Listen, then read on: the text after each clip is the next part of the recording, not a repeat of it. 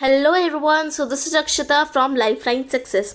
So today we are going to start from class 8 science chapter number 15 of some natural phenomena. Okay, so some natural phenomena. Here some natural phenomena means kuch disaster hona. Okay, so that is some natural phenomena. So in this chapter we are going to study about some disasters. Let's start. In class 7 you read about winds. Class 7 में आपने winds के बारे में पढ़ा होगा, storms and cyclone. You learned that cyclones can cause a lot of damage to human life and property. तो आपने देखा जो साइक्लोन जो भवंडर वगैरह जो आते हैं वो बहुत ही ज़्यादा डैमेज पहुंचाते हैं. बहुत ही ज़्यादा डैमेज मीन्स बहुत ही ज़्यादा लाइफ और प्रॉपर्टी पे बहुत ही ज़्यादा इफेक्ट होता है. Then you also learn that we can protect our self from these destructive phenomena to some extent. तो आपने क्लास 7 में पढ़ा था कि ये जैसे कुछ अगर ये डिज़ास्टर हो, जिस फिनोमिना मीन्स अगर कोई भी बहुत ज़्यादा डिस्ट्रक्टिव डिज़ास्टर हो जो बहुत ही ज़्यादा इफेक्ट पहुँचाए तो उनसे हम कैसे प्रोटेक्ट हो सकते हैं.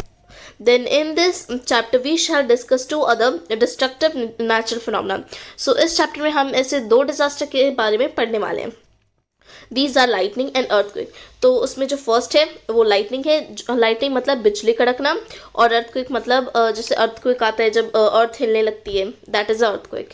Then we shall also discuss what steps can take to minimize destructive cost by these phenomena. मतलब अब जैसे लाइटनिंग है और अर्थक्वेक है तो इनको हम कैसे मिनिमाइज, इनको हम कैसे कम कर सकते हैं, मीन्स जो डैमेज पहुंचाने वाले हैं इनको कैसे कम कर सकते हैं, तो वो भी डिस्कस करने वाले हैं. So first is the lightning, which we are going to study. Lightning means बिजली कड़कना. I told you. Then you might have seen sparks. आपने बहुत ज़्यादा sparks देखे होंगे. Sparks मतलब sparks जैसे वो कुछ lightning type होता है, जैसे एकदम spark जो एकदम light जो जैसे light की streaks होती है, ठीक है, तो वो sparks हो गया. On a electric pole when the wire become loose. जब वायर एकदम लूज हो जाती है तब आपने कुछ sparks देखे होंगे, right?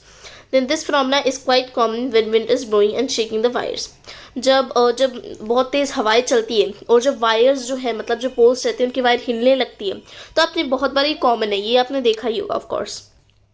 Then you might also have seen sparks when a plug is loose in the socket. कभी कभी आपने देखा होगा जहाँ पे आप जैसे फ़ोन वगैरह चार्ज लगाते हैं, जो सॉकेट रहता है जहाँ पे स्विचेस रहते हैं, जब उनका प्लग लूज हो जाता है तब भी स्पार्क्स आपने देखे होंगे.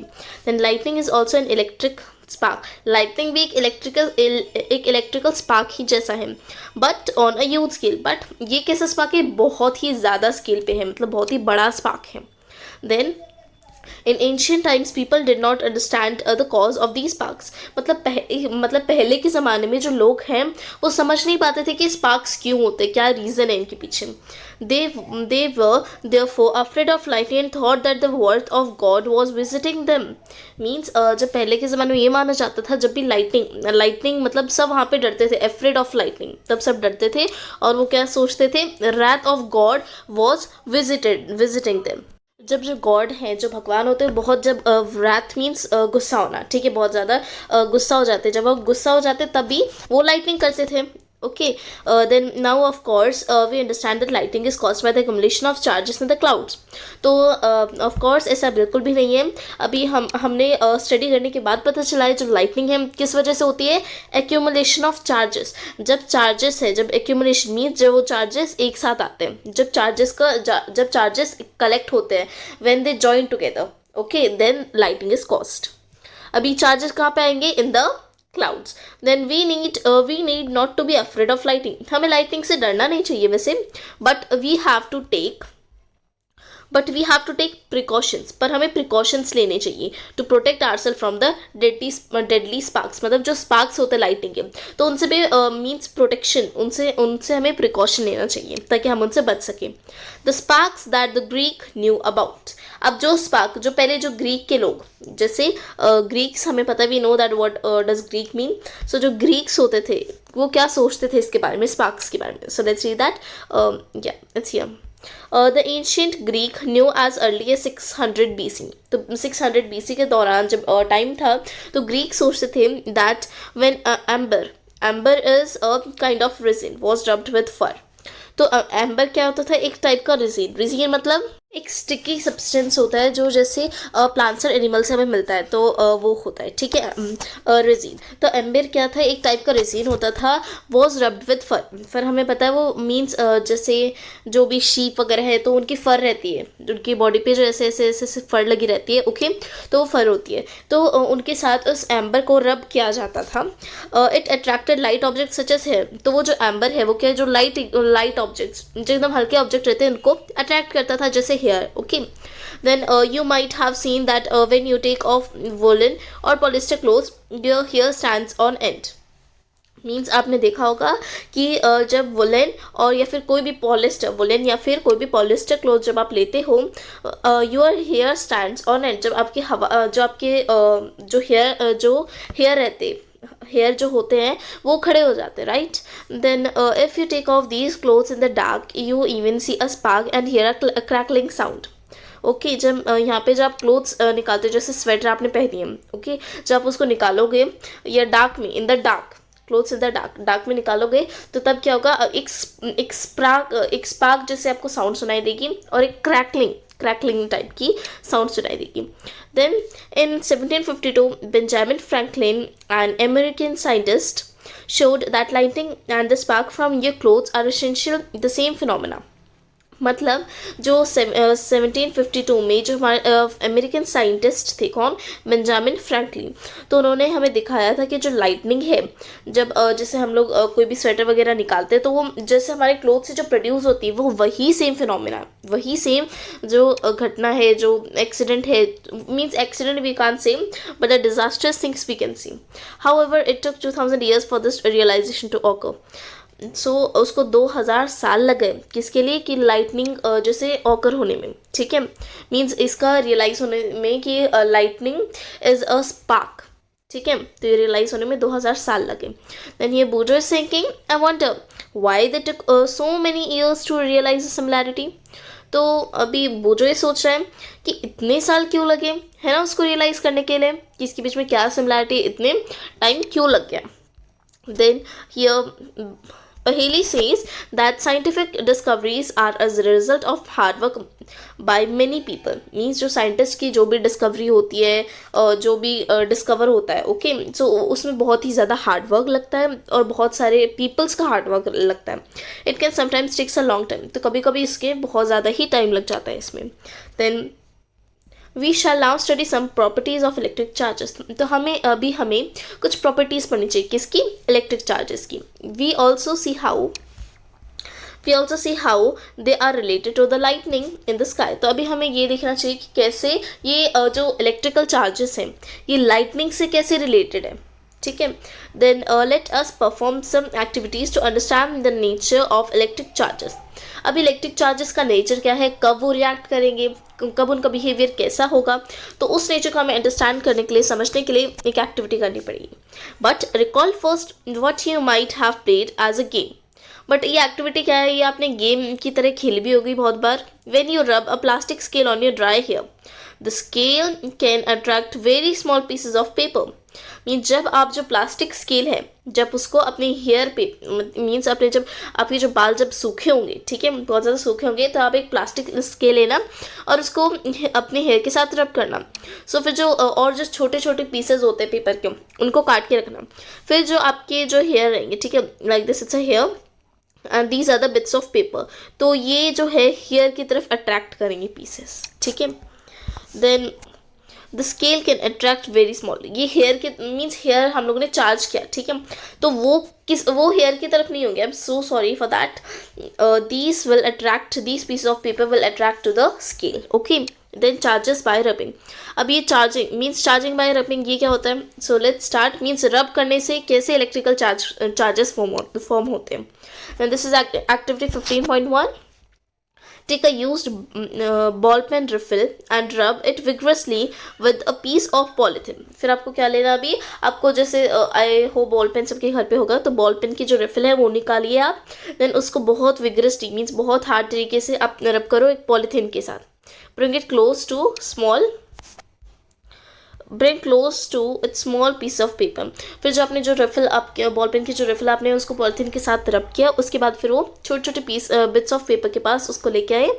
Take care not to touch the rubbed end of the refill with your hand और विद मेटालिक ऑब्जेक्ट।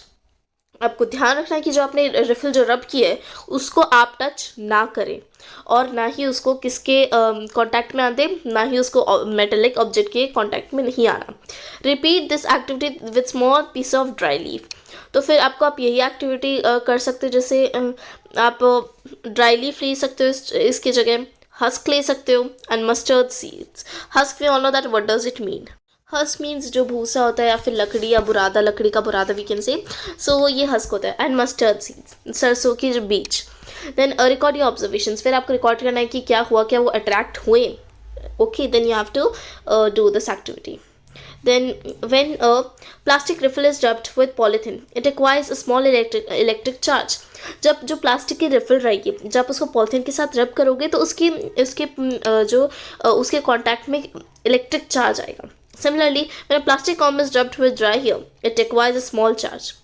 जब जो प्लास्टिक कॉम्ब को अगर आप ड्राई हेयर में अगर आप रब करोगे तो again it acquires a small charge. Acquires means फिर से वो जो स्मॉल चार्ज है उसको उसके कांटेक्ट में आएगा। ठीक है, these objects are called charge object. तो इन्हीं ऑब्जेक्ट को हम क्या बोलते हैं, चार्ज ऑब्जेक्ट।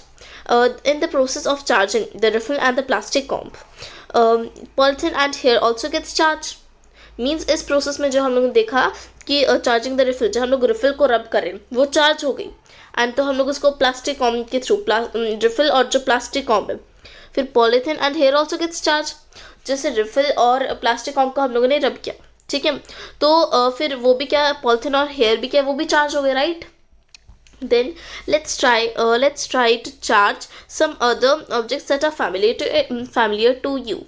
मीन्स ऐसे हम लोग और भी ऑब्जेक्ट्स की एग्जाम्पल ले सकते हैं जो आपकी फैमिली, मीन्स जो आपने commonly, the objects that are commonly. Then here it is activity 15.2.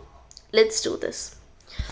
So here, collect the objects and the material listed in table 15.1. So here 15.1, here some objects are given, okay, and you have to write here the observation. You have to record the observations. Then try to charge each by rubbing with the material mentioned in the table.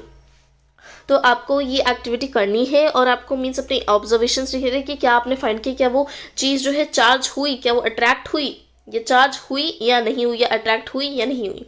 Then record your findings. You can add more items to the table. आप चाहे तो आप और भी items आप इसमें add कर सकते हो।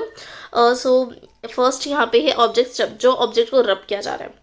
रिफिल को अगर हम लोग पॉलिथीन या वुलन क्लॉथ पे रब करेंगे, ठीक है, रिफिल अगर लेंगे इसको पॉलिथीन या वुलन क्लॉथ पे रब करेंगे तो अट्रैक्ट या does not attract piece of paper, it will attract, of course it will attract. Then if we see charge और नॉट, चार्ज और नॉट चार्ज, क्या वो जो रिफिल है जो रब हुई है वो चार्ज हुई है, ऑफ कोर्स सॉरी जो रिफिल को हम लोग रब कर रहे हैं ना, सो या it will charge. So charge object ही रब कर सकता है, okay, then it will attract. Then balloon किसके साथ अगर हम रब करेंगे, पॉलिथीन या वुलन क्लॉथ ड्राई है, सो ये भी अट्रैक्ट होगी एंड वो चार्ज भी होगी, ठीक है, ये भी होगी, ये भी होगी। देन इरेजर अगर हम लोग वूल के साथ करेंगे, या of course it will attract and उसको चार्ज भी होगी, ठीक है। एंड देन इफ वी से नेक्स्ट वन, बट वेट, जो इरेजर है अगर हम लोग इरेजर को वूल के ऊपर रब करेंगे तो अट्रैक्ट नहीं होगी, अगर अट्रैक्ट नहीं होगी तो ऑब्जेक्ट चार्ज ही नहीं हुआ है। मीन्स अगर ऑब्जेक्ट चार्ज नहीं करेंगे, अगर हम लोग ऑब्जेक्ट ही चार्ज नहीं है तो क्या वो अट्रैक्ट करेगी, ऑफ कोर्स बिल्कुल भी नहीं करेगी। देन स्टील स्पून अगर देखें तो पॉलिथीन और वुलन क्लॉथ दोनों में से किसी के साथ भी रब करें, सो क्या वो चार्ज होगी, नो। क्या वो अट्रैक्ट होगी, नहीं, ना ही वो चार्ज होगी ना ही वो अट्रैक्ट होगी, okay. Then next is types of charges and their interaction. Means कितने टाइप्स के चार्जेस होते हैं और उनके इंट्रैक्शंस क्या क्या, उनकी प्रॉपर्टीज़ क्या क्या हैं। Then we will select some objects from table 15.1 for the next activity. जो 15.1 हम लोगों ने की थी वही ऑब्जेक्ट हम ले सकते हैं ये एक्टिविटी करने के लिए, okay. Here is 15.3 activity. Inflate 2 balloons. आपको 2 बलून फुलाने हैं, इन्फ्लेट मीन्स फुलाना। Hang them in such a way that they do not touch each other.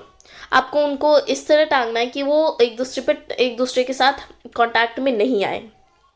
रब both the balloons with a woollen cloth and release him. फिर आप दोनों balloons को एक साथ रब करो, ठीक है। किसके साथ रब करोगे? वुलन क्लॉथ के साथ, और फिर उन दोनों को रिलीज कर दो, मीन्स उन दोनों को छोड़ दो।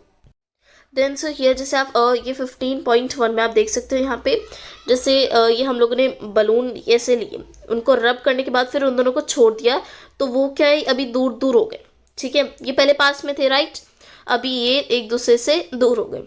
Why it happens so? Because like charges repel each other. Here, like charges repel each other. अगर दोनों पे सेम चार्ज रहेगा तो रिपेल हो जाएंगे, मीन्स दूर दूर हो जाएंगे। Okay, then now let us repeat this activity with the used pen refill. अब यही हम एक्टिविटी रिपीट कर सकते हैं जो हम लोगों ने पेन रिफिल यूज़ की गई है। रब वन रिफिल विद पॉलीथीन, तो एक जो रिफिल है उसका पॉलीथीन के साथ रब करो। Then place it careful in a glass tumbler using the tumbler as a stand. फिर जो रिफिल आपने रब किया, फिर आपको एक टम्बलर भी रख दो, उसके अंदर पानी नहीं होना चाहिए, आप उसको एक स्टैंड की तरह यूज़ कर सकते टम्बलर को, ठीक है। Then next is rub the other refill. एक को तो आपने किसके साथ रब किया है? एक को आपने किया है पॉलीथीन के साथ, ठीक है। एंड और दूसरी rub the other refill also with polythene, दूसरी भी पॉलीथीन से करो, ठीक है। Then bring it close to the charge refill, और फिर जो आपने जो पहले वाली चार्ज की हुई उसको उसके पास में लेके आओ। Be careful not to touch the charge end with your hand. फिर जिस एंड से, मीन्स जिस कोने से आपने जो चार्ज किया उसको आप नहीं करेंगे। Then be careful not to touch the charge end with your hand, आपको अपने हाथ से टच नहीं करना है जो चार्ज एंड है। Is any effect on the refill in the tumbler, क्या कोई इफेक्ट हुआ, क्या कोई प्रभाव पड़ा रिफिल पे जो टम्बलर में थी? डू द टू अट्रैक्ट जो ईच अदर और रिपेल ईच अदर, क्या वो दोनों अट्रैक्ट हुए या रिपेल हुए, ठीक है। अट्रैक्ट मीन्स पास में आना, रिपेल मीन्स दूर जाना। They will repel each other, means जो दो रिफिल रहेगी वो एक दूसरे को रिपेल कर देगी, दूर चल जाएंगी। वाई? क्योंकि जो जो अनलाइक चार्जेस है attract each other and like charges repel, तो इन दोनों के पास जो है सेम चार्जेस है तो इससे वो रिपेल हो जाएगी। Then next is in this activity we have brought close together the charge objects that were made of the same material. इस एक्टिविटी में हम लोगों ने देखा जो हम लोगों ने दो ऑब्जेक्ट थे, दो चार्ज ऑब्जेक्ट को हम लोगों ने पास में लाया और वो सेम मटेरियल के बने हुए थे, right. What happens if two charge objects made of different materials are brought close to each other? अगर हम यही सेम एक्टिविटी रिपीट करें बट उसमें क्या होगा, वो जो ऑब्जेक्ट जो रहेगा वो अलग अलग मटेरियल से बना होगा, क्या वो अट्रैक्ट करेंगे या रिपेल करेंगे? Let us find out. So यही हमें फाइंड आउट करना है। सो next is rub a refill and place it gently in a glass tumbler as before. Figure 15.3, तो आपको एक रिफिल लेनी है, उसको रब करना है, rub a refill and place it gently. आपको एक रिफिल लेनी है, उसको रब करना है, फिर उसके बाद उसको ग्लास टम्बलर में आपको रख देना है जैसे आपने पहले किया था। Bring an inflated charge balloon near the refill and observe. फिर आपको एक चार्ज बलून, मीन्स वो बलून जो है किसी से चार्ज होना चाहिए, ठीक है, बलून चार्ज होना चाहिए और उसके पास आपको ये रिफिल लानी है, जैसे हम लोगों ने सेम किया था। टम्बलर के पास हम लोगों ने बॉल पेन की रिफिल रख ली थी और एक जो बलून और जो चार्ज होना चाहिए, ठीक है। So then unlike charges attract each other, ठीक है।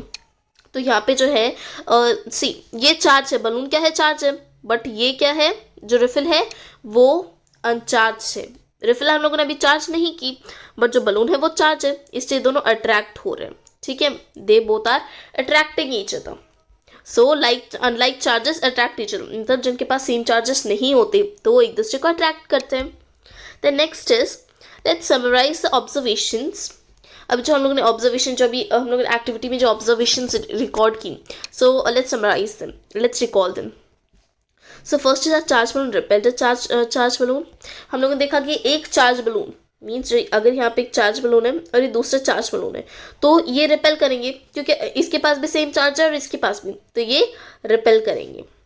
And a charge refill repelled a charge refill, ये एक रिफिल है एंड ये एक रिफिल है, इसके पास भी सेम चार्ज है, इसके पास भी सेम चार्ज है, तो ये दोनों फिर से रिपेल करेंगे। Then but a charge balloon attract a charge refill, but जो बलून है और जो रिफिल है इसके पास भी सेम चार्ज है, इसके पास भी सेम चार्ज है, बट ये दोनों के अलग अलग मटेरियल से बने हुए हैं, इसलिए ये दोनों अट्रैक्ट करेंगे, ठीक है। Then does it indicate that a charge on the balloon of a different kind of the charge on the refill means क्या ये हमें ये इंडिकेट ये बताता है कि जो बलून जो मीन्स बलून पे जो चार्ज था वो अलग है रिफिल के चार्ज से? हाँ, बता सकता है। Can we say then that there are two kinds of charges, क्या हम कह सकते हैं ऐसे दो टाइप की चार्जेस हैं? यस, हम कह सकते हैं। Can we also see that the charges of the same kind repel each other, क्या हम कह सकते हैं कि सेम काइंड के चार्ज रिपेल करेंगे वाइल जो charge of different kind attract each other, means जो डिफरेंट काइंड के चार्ज होंगे मीन्स अलग अलग चार्जेस होंगे तो अट्रैक्ट करेंगे। It is convention to call the charge acquired by glass rod when it is rubbed with the silk as positive. जैसे अगर एक ग्लास रॉड अगर हम ले, ठीक है, ग्लास की रॉड लें और उसको हम लोग सिल्क जो क्लॉथ है, एक piece of silk we can take और उसके साथ उसको हम रब करें तो उसका क्या होगा? उसका पॉजिटिव चार्ज होगा, ठीक है, उसका क्या पॉजिटिव चार्ज होगा। कन्वेंशन, इट इज इम्पॉर्टेंट, ऐसा ज़रूरी है कि ऐसा ही होगा। The other kind of charge is said to be positive, तो एक हम लोगों ने देखा एक चार्ज कौन से पॉजिटिव और एक चार्ज क्या है negative. So we can see here this is the positive ones +1 and negative is the -1, okay. Positive, this is +1 and this is negative is of minus and positive is of plus, okay. So if we move forward, so it is observed that when a charged glass rod is brought near a charged plastic straw rubbed with polythene, there is attraction between the two। मतलब जब हम ये observe करते हैं, ये हम लोग record किया है कि जब हम लोग एक चार्ज ग्लास रॉड मीन्स एक ग्लास रॉड को अगर हम चार्ज करेंगे उसको हम लोग एक पॉलीथीन के पास लेके आए, ठीक है, means charge plastic straw glass rod, अगर ग्लास रॉड को हम किसके पास लेके आए? प्लास्टिक स्ट्रॉ जो भी चार्ज है किससे? पॉलीथीन से। This is attraction between the two, तो ये दोनों भी अट्रैक्ट होंगी। What do you think would be the kind of charge on the plastic rod? तो आप क्या सोचते हैं कि प्लास्टिक रॉड पे कौन से टाइप का चार्ज होगा? Your guess that the plastic straw would carry negative charge is correct. आपका गेस होगा negative charge and that is correct. The electrical charges generated by rubbing are static, means जो electrical charges जो रब करने से produce होते हैं, जब हम उनको रब करते हैं तब जाके इलेक्ट्रिकल चार्जेस प्रोड्यूस होते हैं, तो उन्हें हम बोलते हैं static charges. They do not move by themselves, वो खुद से नहीं मूव करते, वो हमें मूव करने पड़ते हैं। व्हेन चार्जेस मूव, जब चार्जेस मूव करते हैं, they constitute an electric current, जब चार्जेस मूव करेंगे तो इलेक्ट्रिक करंट फ्लो होगा उनके through. Then you have been reading about the electric current since class 6, तो आप इलेक्ट्रिक करंट के बारे में क्लास 6 से पढ़ते आ रहे हो। The current in a circuit which the bulb makes a glow, which makes a bulb glow means current जो सर्किट में हम लोग देखते हैं, जब सर्किट में जब करंट फ्लो होता है मीन्स जब वो सर्किट कंप्लीट हो जाता है तब जाके जो बल्ब है वो ग्लो करता है। और the current that makes a wire hot, और वो करंट जो वायर को गर्म बनाता है, ठीक है, is nothing but a motion of charge, वो कुछ नहीं है बट वो एक चार्जेस का मोशन है, मीन्स मूविंग चार्जेस, ओके। सो ये हमने पढ़ा। So next topic is transverse charge. हम लोगों ने देखे टू टाइप्स के चार्ज होते हैं, नेगेटिव और पॉजिटिव। तो अभी ये चार्ज एक दूसरे से ट्रांसफर कैसे होते हैं? So your activity is given activity 15.4. So let's start. Take an empty jar bottle, तो आपको एक सिंपल empty jar bottle लेनी है जैसे यहाँ पे आपको दिखाया गया है, ठीक है। So like this jar bottle you can take. Then next is take a piece of cardboard slightly bigger in size than the mouth of the bottle. तो जो आपने जार लिया है, ठीक है, जितना उसका माउथ है उस जार का, तो उससे थोड़ा सा बड़ा आपको एक कार्डबोर्ड, उससे थोड़ा सा बड़ा एक कार्डबोर्ड लेना है, ठीक है। Then after that pierce a hole in it so that a metal paper clip can be inserted. तो जो आपने कार्डबोर्ड दिया उसके अंदर एक छोटा सा होल करना, pierce मीन्स करना, तो माउथ मीन्स जो अपने माउथ के ऊपर जार बॉटल है उसका माउथ के ऊपर आपने जो कार्डबोर्ड लगाया है उसके ऊपर एक छोटा सा होल करना ताकि आप उसके अंदर पेपर क्लिप जो होती है वो आप उसके अंदर इंसर्ट उसके अंदर डाल सको। Open out the paper clip as shown in 15.4। तो फिगर 15.4 में जैसा आपको दिखाया गया है तो ऐसे आपको डालिए, फिर उसके अंदर से 2 पेपर क्लिप आपको इंसर्ट करनी है जार के अंदर। Then cut 2 strips of aluminium foil about 4 centimetre into 1 centimetre each. तो आपको एल्यूमिनियम फॉइल मैंने बताया, तो आपने जो पेपर क्लिप तो इंसर्ट कर दी उसके अंदर, फिर आपको एल्यूमिनियम फॉइल की 2 स्ट्रिप चाहिए और लेंथ भी लिखिए 4x1। Hang them on the paper clip as shown, जैसे पेपर क्लिप हम लोगों ने इसके अंदर ये लगाई है। तो ये paper clip weight I will do it the size bigger, या so here it is, this is the paper clip. Okay, this is the paper clip, and here you can see one aluminum strip and the other one. Okay, so next it is given that how it is shown that these are inserted in that. Then after that here is that the cardboard means insert the paper clip in the cardboard. We have inserted the paper clip cardboard in the cardboard, then lid so that it is perpendicular to it. फिर आप उसके अंदर lid कर दो, जैसे ये perpendicular है, same इसके नीचे मीन्स एक होल करके आपने डाल दिए यहाँ पे एल्यूमिनियम फॉइल, तो वो आपने इंसर्ट कर दी। Then what it is written that charge a refill and touch it, charge a refill and touch it with the end of the paper clip। फिर आप एक रिफिल लो, जैसे आपको यहाँ पे एक रिफिल लेनी है, तो वो रिफिल को आपको this refill should be charge. Okay, ये जो आपने रिफिल ली है this refill should be charge, और फिर आपको ये चार्ज रिफिल जो है ये पेपर क्लिप पे टच करनी, मीन्स इसके कॉन्टैक्ट में आपको लानी है। देन ऑब्जर्व व्हाट हैपेंस, फिर आपको ऑब्जर्व करना है कि क्या होता है। Is there any effect on the foil step, जो फॉइल स्टेप जो हम लोगों ने इधर अंदर इंसर्ट की थी, क्या उन पर कोई इफेक्ट आया? या बिल्कुल आएगा। And do they repel each other, क्या वो एक दूसरे से दूर हो गई, रिपेल हो गई, या उनसे अट्रैक्ट हो गई? दूर हुई मीन्स रिपेल हुई, या अट्रैक्ट पास में आ गई। Now touch other charge bodies with the end of the paper clip, फिर जो पेपर क्लिप का एंड होगा मीन्स जहाँ से चार्ज होगा फिर आपको वो टच करना है। Do foil strips behave in the same way in all cases, के सब में वो वही सेम केसेस में बिहेव करेगी?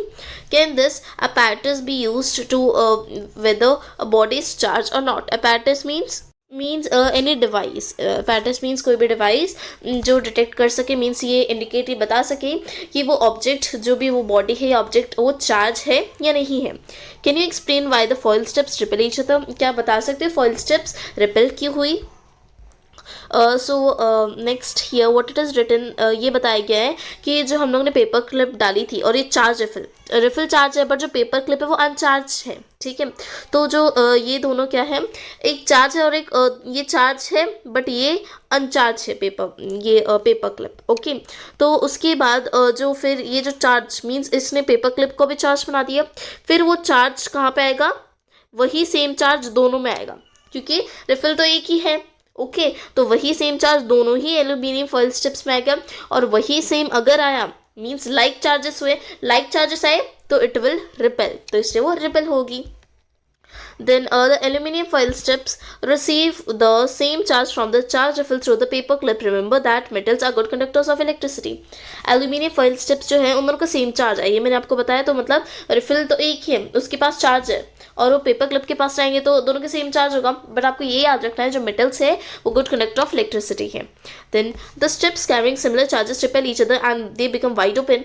फिर जो स्ट्रिप्स के पास दोनों मतलब सेम चार्जेस है, लाइक चार्जेस हैं। ओके, और दोनों सेम है मीन्स जो रिपेल हो जाएंगी फिर। ठीक है, because like charges repel each other. Such a device can be use to test whether an object is carrying charge और नॉट। तो इसके लिए एक डिवाइस दैट टेल अस कि वो ऑब्जेक्ट है वो चार्ज है कि नहीं है। So this device is known as electroscope. तो इस डिवाइस को क्या बोलेंगे हम लोग? Electroscope. Then thus we find that electrical charges can be transferred from a charged object to another through a metal conductor. तो हमने देखा कि हम लोग जो इलेक्ट्रिकल चार्जेस है वो हम लोग एक जगह से दूसरी जगह पे ट्रांसफ़र कर सकते हैं, किसकी वजह से? Because of metallic conductor. Then touch the end of the paper clip gently with hand and you will find a change in the foil strips. तो जैसे जब आप पेपर क्लिप की जो एंड को है वो टच करोगे तब आपको एक मीन्स जो फॉइल स्ट्रिप्स में फिर एक चेंज दिखाई देगा। They come back to the original state, वो फिर से अपने ओरिजिनल स्टेट में आ गई है। ठीक है, मीन्स पहले वो रिपेल हो गई थी, मीन्स दूर हो गई थी, फिर आप उसको टच करोगे अपने हैंड से, फिर जैसे थी पहले वैसे आ जाएगी। Repeat charging of foil strips and touching the paper clip. तो आपको यही आपको रिपीट करना है, फिर आपको टच करना है. Then every time you will find that the foil strips collapse as soon as you touch the paper clip with hand. अब जितनी बार ये करोगे तो हर बार जैसे आप उसको टच करोगे तो कोलैप्स मीन्स फिर से एकदम पास में आ जाएगी जब आप टच करोगे. वाई डज इट हैपन, ऐसा हुआ क्यों? The reason is that foil strips lose charge to the earth through a body. Means ये इसका रीज़न क्या है? इसका रीज़न ये है कि जो फॉइल स्ट्रिप्स थी वो अपना चार्ज हम लोगों ने जिससे टच कर दिया, तो हम कहाँ पे खड़े? फ्लोर पे. फ्लोर किससे कनेक्टेड है? To the earth. तो वो मीन्स फॉइल स्ट्रिप्स क्या है, वो अपना चार्ज लूज कर देगी और हमारे थ्रू वो क्या है, अर्थ में चली जाएगी. We see that the foil strips are discharge. फिर हम देख सकते हैं कि जो foil strip discharge means original state में आ चुकी है. The process of transferring of charge from a charge object to the earth is called earthing. Means जिस प्रोसेस से हम लोग मीन्स चार्ज ऑब्जेक्ट से हम लोग अर्थ में अगर हम लोग वो उसका चार्ज पहुँचाए, ट्रांसफर करें, तो उस प्रोसेस को हम क्या बोलेंगे? अर्थिंग. व्हाट डू वी से? Earthing. Earthing. Then earthing is provided in buildings to protect us from electric shocks due to an leakage of electric current. Earthing हमें कहाँ से मिलता है? Provided in buildings to protect us. ये buildings में लगाया रहता है अर्थिंग. अर्थिंग तो ताकि हम इलेक्ट्रिकल शॉक से या फिर कुछ इलेक्ट्रिकल करंट का लीकेज हुआ तो उससे हम प्रोटेक्ट हो सकें, तो इससे बिल्डिंग में इंस्टॉल्ड होता है. Then the story of lightning. तो लाइटनिंग की स्टोरी क्या है? ओके, तो ये लाइटनिंग की स्टोरी बताएगा. So let's start. It is now possible to explain lightning in terms of the charges produced by rubbing. तो ये पॉसिबल है कि अभी इन नाउ ऑनवर्ड्स जो लाइटनिंग है वो चार्जेस प्रोड्यूस्ड बाय रबिंग. तो जब ये रब होते हैं मीन्स जब ये चार्जेस रब होते हैं तब लाइटनिंग होती है. कैसे? You learn in class 7th. आपने क्लास 7 में पढ़ा था that during the development of thunderstorm, जब थंडरस्टॉर्म डेवलप होता है, the air currents move upwards while the water droplets move downwards. Means जब एयर करंट जो होते हैं वो ऊपर की तरफ जाते हैं ऑफकोर्स, और जो वाटर ड्रॉपलेट्स मीन्स जो रेन होती है वो डाउनवर्ड्स जाती है अर्थ की तरफ. Then these vigorous movement cause separation of charges. तो ये जो विगरस मूवमेंट होती है, ठीक है, जो ऐसी हार्ड टाइप मूवमेंट होती है मीन्स जब वो ऊपर जाते हैं करंट और जब वाटर ड्रॉपलेट्स नीचे गिरती है, तब इसकी वजह से ये क्या कॉज करता है? Separation of charges. जो चार्जेस है वो दोनों अलग अलग हो जाते हैं by process not yet completely understood. Means पूरी तरह से अलग नहीं होते, बट जो positive charges collect near the upper edges of the cloud. जो पॉजिटिव चार्जेस होते हैं मीन्स प्लस वाले जो चार्जेस होते हैं वो कहाँ होते हैं? वो क्लाउड के अपर एज में रहते हैं. और negative charges accumulate near the lower edges. Accumulate means collect होना. और नेगेटिव चार्जेस मीन्स जो माइनस वाले चार्जेस वो कहाँ पे कलेक्ट होते हैं? लोअर एजेस मीन्स क्लाउड के लोअर पार्ट पे. there is accumulation of positive charges near the ground also. means जो positive charges प्लस वाले charges हैं वो जो cloud के ऊपर एजेस में भी रहते हैं और ground के पास भी रहते हैं. then when the magnitude of the accumulated charges become very large, जब इनका magnitude जब एक साथ बहुत सारे charges आ जाते हैं तब the air which is normally a per conductor of electricity is no longer able to resist the flow. means जब ये सारे charges एक साथ आ जाते हैं तब means बहुत ज़्यादा large quantity में जो air जो normally poor conductor थी electricity की, अभी वो अपना means जो poor conductor नहीं रही, अभी वो अपना flow जो है resist नहीं कर पा रही है. negative and positive charges meet. जब नेगेटिव और ये पॉजिटिव चार्जेस जब ये दोनों मिलते हैं, ठीक है, producing streaks of bright light and sound. इनकी वजह से जब ये दोनों मिलते हैं तब क्या होता है? स्ट्रीक्स निकलती है. मीन्स जो छोटी छोटी लाइटनिंग टाइप, ओके, सो वो निकलती है स्ट्रीक्स ऑफ ब्राइट लाइट. और जो लाइट रहती है और चमकती भी है और उसमें साउंड भी प्रोड्यूस होती है. वी से स्ट्रीक्स एट लाइटनिंग. जो स्ट्रीक्स होती है इन्हीं को हम लाइटनिंग के तौर पे देखते हैं. The process is called an electric discharge. तो इस प्रोसेस को हम क्या बोलते हैं? Electric discharge. सो जैसे आप यहाँ पे देख सकते हैं accumulation of charges leading to lighting. तो जैसे मैंने आपको बताया कि ये जो अपर क्लाउड्स हैं उसमें कौन सा, wait I will use my another colour for this. I hope this will be correct. So जो अपर एजेस में है, अपर एजेस में क्या होगा? पॉजिटिव चार्जेस होगा. Upper edges of cloud so positive रहेगा, बट जो थोड़े डाउन में रहेंगे तो उसमें क्या रहेगा? नेगेटिव चार्जेस रहेंगे थोड़े से लो में.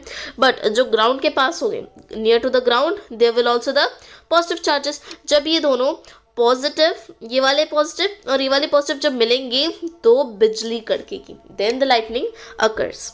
So these are the accumulation of charges which are explained by through the diagram. Then next here, yeah, just a minute. So the process of electrical discharge can occur between two or more clouds or between clouds down the earth. Mean जो electric discharge का जो process है, जो दो या दो से ज़्यादा क्लाउड्स के बीच में होता है, तो वो मीन्स दो या दो से ज़्यादा क्लाउड्स हो सकते हैं, पर किसके बीच में होता है? क्लाउड्स और अर्थ के बीच में होता है. Today we need not get frightened by lightning like an ancestors did. तो हमें क्या, लाइटनिंग से डरना नहीं चाहिए जैसे हमारे एंसेस्टर्स मीन्स जो पूर्वज थे हमारे, वो डरे थे. Now we understand the basic phenomena. तो हम समझ गए कि कैसा कैसा प्रोसेस है, क्या होता है इस प्रोसेस में, कैसे लाइटिंग अकर होती है. Then scientist are trying hard to improve this understanding. So scientist के बहुत ज़्यादा हार्ड अपना मीन्स हार्ड वर्क दे रहे हैं कि वो इसको और अच्छे से समझ पाए. हाउएवर लाइटनिंग स्ट्राइक को डिस्ट्रॉय लाइफ एंड प्रॉपर्टी. तो लाइटनिंग की वजह से क्या होता है, लाइफ, किसी किसी की लाइफ भी हो जाती है डिस्ट्रॉय, प्रॉपर्टी भी खराब हो जाती है सब. It is therefore necessary to take measures to protect ourself. तो इसके लिए हमें कुछ प्रोटेक्टिव मेजर्स लेने पड़ते हैं जिससे हम लाइटनिंग से बच पाएँ. सो फर्स्ट इज लाइटनिंग सेफ्टी. अभी हम लोग लाइटनिंग कैसे होती है हम लोगों ने पढ़ ली, क्या होती है ये भी पढ़ लिया.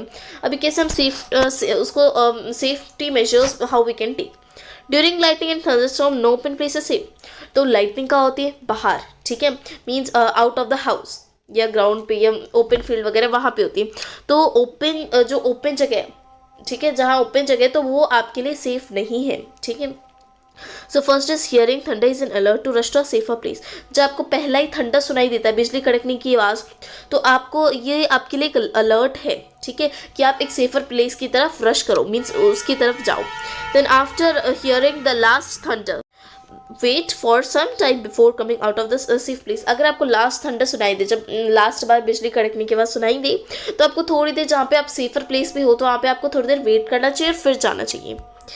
Then finding a safe place, कि अभी हमारे लिए सेफ प्लेस कौन कौन सी हो सकती है. सो अ हाउस और a building is a safe place. House या फिर बिल्डिंग सेफ प्लेस है, क्योंकि अगर आप घर के अंदर हो गया फिर बिल्डिंग के अंदर होंगे तो वहाँ पे तो ना लाइटनिंग होगी. If you are travelling by car और बस, अगर आप कार या बस से ट्रैवल कर रहे हो, so are safe inside the windows. But वो कार और जो बस है उनके जो विंडोज़ है क्लोज होनी चाहिए. Windows and doors of the vehicle shut. Windows भी और डोर्स भी शट होनी चाहिए ताकि लाइटिंग एंटर ना कर पाए.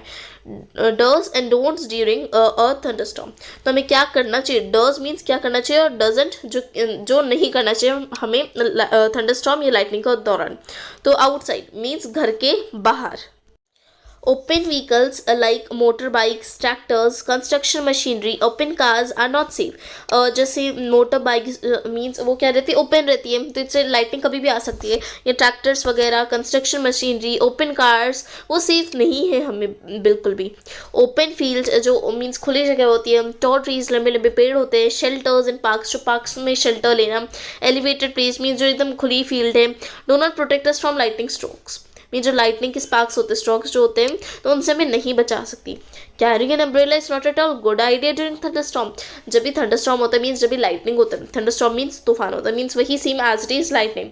तो जब हम मीन्स अगर हम थंडरस्टॉर्म में अम्ब्रेला कैरी करें, ठीक है, that is not good idea, ठीक है. वो गुड आइडिया क्यों नहीं है, बिकॉज जो if we take an umbrella, ठीक है, like this, if we take little bit, I am just drawing here, तो हमारे पास ये अम्ब्रेला है. तो ये अम्ब्रेला की जो मेटल, ये जो रॉड रहती है, ठीक है, वो मेटल की रहती है. और जो लाइटनिंग जब स्ट्रीक्स होती है तो इस मेटल रॉड मीन्स जो ये है यहाँ पे रहेगी, ठीक है. वेट,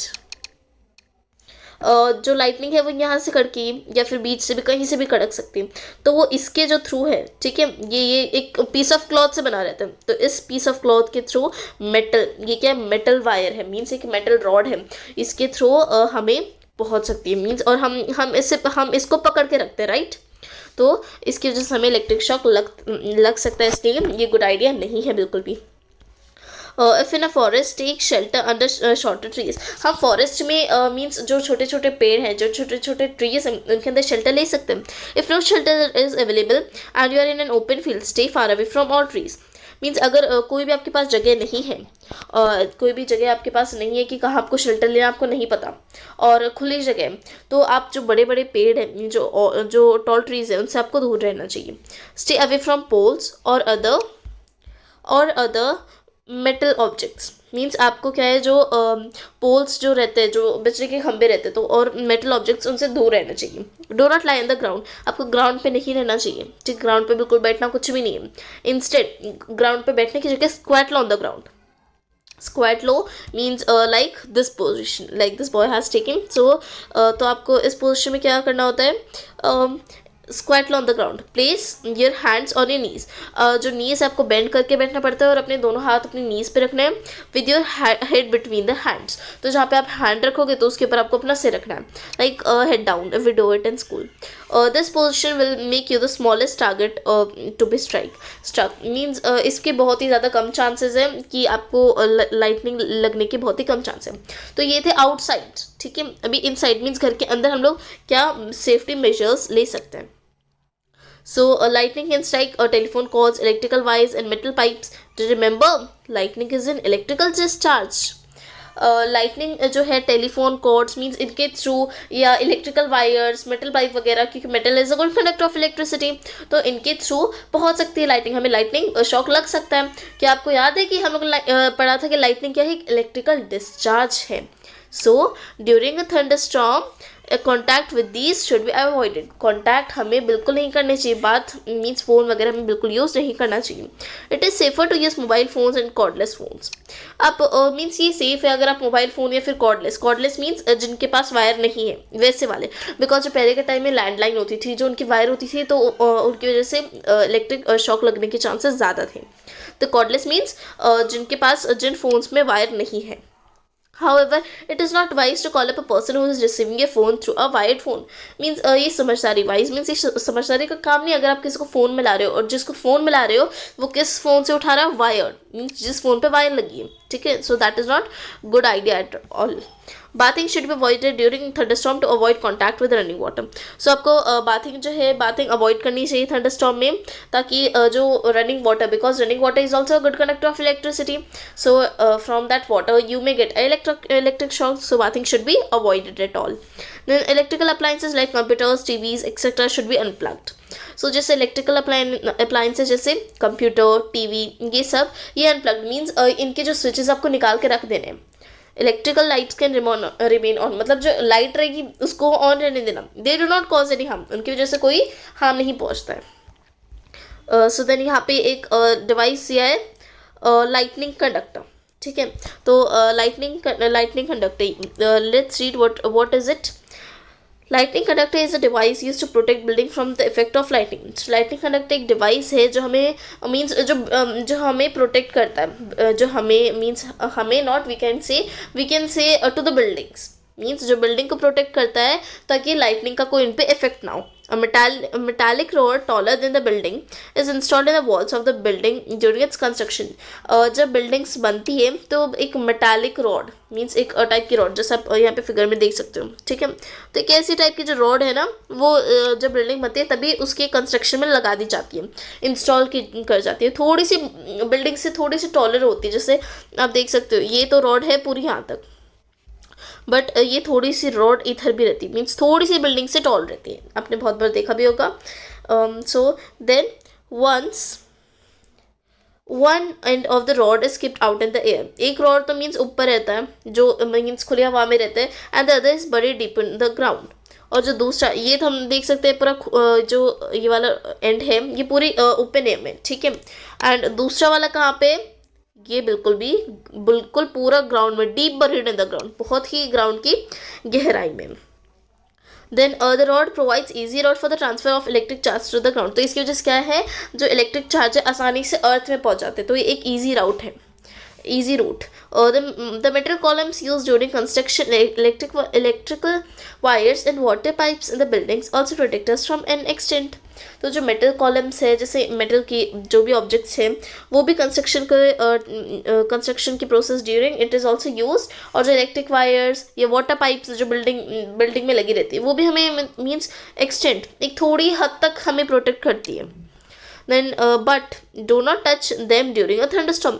बट आपको जैसे इलेक्ट्रिकल वायर्स है या फिर वाटर पाइप्स है, आप उनको टच नहीं करना चाहिए जब थंडरस्टॉर्म हो, specially at that time. Okay, So we have completed one part of this chapter. So lightning we have completed. So in next part we are going to start from the earthquake, next topic of this chapter. So thank you so much for watching this part. Bye guys.